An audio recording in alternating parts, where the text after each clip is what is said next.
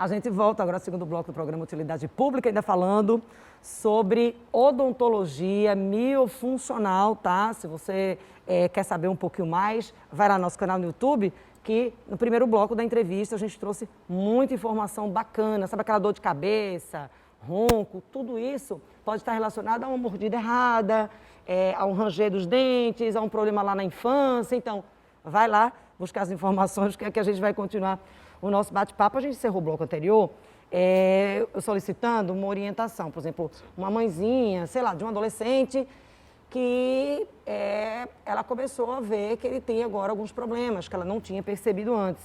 Certo. Mas que às vezes essa mãe fica um pouco perdida, tá? Poxa vida, eu devia ter dito isso no consultório de odontologia. As pessoas não têm dificuldade de fazer essa conexão. E aí, como não foi encaminhada por um outro profissional para o consultório odontológico, fica meio perdida. Sem dúvida. Qual a orientação na prática?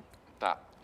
Há inúmeras especialidades na odontologia, como há na medicina, como é em qualquer área. Então, nem todos os profissionais estão habilitados e deveriam estar, porque, de fato, isso é uma área específica de trabalho, de atuação clínica. A gente tem ferramentas hoje poderosas, como o Google, por exemplo, que permite que a gente faça uma busca por odontologia miofuncional e você vai encontrar na sua cidade, na sua região, profissionais habilitados, especializados nessa área, que vão conseguir fazer esse elo, unificar essa multiplicidade, digamos assim, de sintomas com essas causas comuns e tratar isso tudo de uma única forma. E aí a gente pode começar a falar um pouco sobre tratamento, por exemplo, de entender como é que isso na prática acontece. O profissional da odontologia miofuncional utiliza de diversos dispositivos. Primeiro, parte, obviamente, do diagnóstico correto, de entender naquele paciente ali específico qual é o problema causal, qual é o que está precipitando todas essas alterações para que isso possa ser tratado. A gente utiliza de vários tipos de terapia, existem aparelhos específicos que vão orientar um fluxo de respiração sempre pelo nariz, vão corrigir a postura da língua na posição correta, vão orientar a mandíbula, essa parte inferior da face, na sua posição correta, porque a gente quer, o nome miofuncional significa função muscular. Então, são procedimentos odontológicos que visam a correta função dos músculos da face. E, através dessa função correta dos músculos, a gente tem um crescimento da face mais adequado, um alinhamento dentário mais apropriado, a gente tem liberdade de movimentos, então dores são aliviadas, os problemas respiratórios são resolvidos, tudo com uma única abordagem. Mas esse tratamento ele é feito no consultório ou há, por exemplo, um encaminhamento, sei lá, algum tipo de fisioterapia, digamos assim? Tá. São conceitos de fisioterapia aplicados para as regiões que a gente trata dentro da boca. Então, basicamente, o tratamento consiste no uso de alguns aparelhos que o paciente vai usar no consultório? A gente vai no consultório introduzir, fazer a instrução de uso, basicamente, e acompanhar ao longo do tratamento como esse processo vai acontecer. Mas o aparelho o paciente usa em casa para dormir e durante algumas horas durante o dia. Existe um aparelhinho que, inclusive, pessoas que têm várias apneias, apneias excessivas, coloca ali, põe uma máscara para dormir. Isso. CPAP, isso.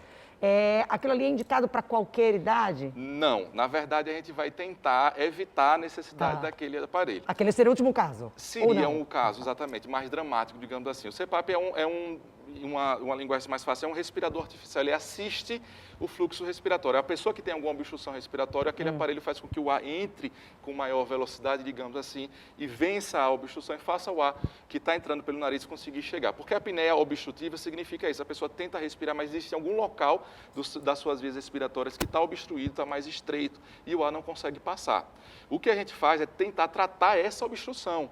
Não é fazer o ar entrar com mais força, identificar onde existe a obstrução, corrigir a função dos músculos naquele local, para que a pessoa tenha esse espaço mais amplo, na garganta, por exemplo, que é o local mais frequente. A principal causa da apneia do sono, no adulto, é a língua mal posicionada, que obstrui no fundo da garganta. Então, a pessoa tenta respirar e está tapado lá no fundo da garganta. Então, a gente vai tentar tirar essa língua daquela posição, treinar, fazer exercício, porque são músculos, basicamente, que são passíveis de serem orientados. Reeducar. Vai ser uma atividade física para musculatura. É literalmente isso mesmo. Tem, por exemplo, aí você sabe que a gente vai tendo dúvidas, né? E aí vão as dúvidas mais básicas. A posição para dormir. Muita gente fala assim, olha, eu só consigo dormir de bruço. A sensação que a gente tem é que aquilo ali atrapalha um pouco a respiração. É mito ou verdade isso? Não, é verdade. É verdade. Tem pessoas que são tratadas com a chamada terapia posicional, porque tem nome bonito para tudo, né? A terapia posicional é simplesmente encontrar a posição na cama apropriada que facilite esse fluxo de respiração. Respirar de lado normalmente é melhor, porque você orienta um travesseiro que tenha uma altura que seja suficiente para manter a cabeça alinhada. Nem muito baixo para você deitar a cabeça, nem tampouco ele muito alto que incline para o outro lado. Travesseiro apropriado. E você de lado evita a pressão da gravidade e evita a compressão do próprio corpo sobre os órgãos do abdômen, sobre o pulmão, basicamente. Então, você consegue fazer os movimentos de dilatação com muito mais facilidade numa posição de lado. Se você dorme de barriga para cima, se você dorme com a barriga para baixo, tem a pressão ou da própria gravidade, ou pior ainda, do corpo, fazendo com que esse movimento de expansão dos pulmões fique mais dificultado. Então, dormir de lado, ele é melhor. E aí a gente está falando muito de apneia, tá? Mas não dá para esquecer que a odontologia miofuncional também está relacionada àquela dor de cabeça. Mais uma vez, destacando por que a gente escolheu esse tema e por que aproveito aqui a entrevista para solicitar aqui ao Paulo para gravar em outra oportunidade algumas dicas específicas para que a gente vá liberando e tornando essa informação mais comum durante o programa e também divulgando nas redes sociais, porque, olha, gente, não é incomum, tá? Dormir demais e acordar com dor de cabeça, continua com sono, não consegue, o corpo não consegue descansar, às vezes você está com peso, isso atrapalha o trabalho, isso atrapalha o estudo, isso atrapalha a rotina de uma forma geral, independentemente da idade. Tudo. Então, as pessoas, a gente está falando muito de apneia, mas é mais amplo. Bem mais amplo, né? A própria apneia em si já é uma doença que está na base de uma série de manifestações.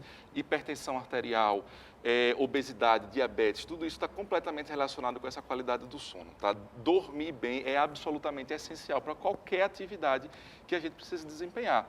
Agora que está muito mais comum aula online, home office, em que as pessoas estão muito mais tempo em casa, quer dizer, sem atividade física apropriada, em posições, em posturas inadequadas ao longo do dia, isso só piora essas condições, essa necessidade de ter uma qualidade do sono mais apropriada. Então, são muitos sintomas mesmo que estão relacionados basicamente à condição de respirar, à condição em que a face se posiciona para que essas funções aconteçam de maneira mais apropriada. Tá?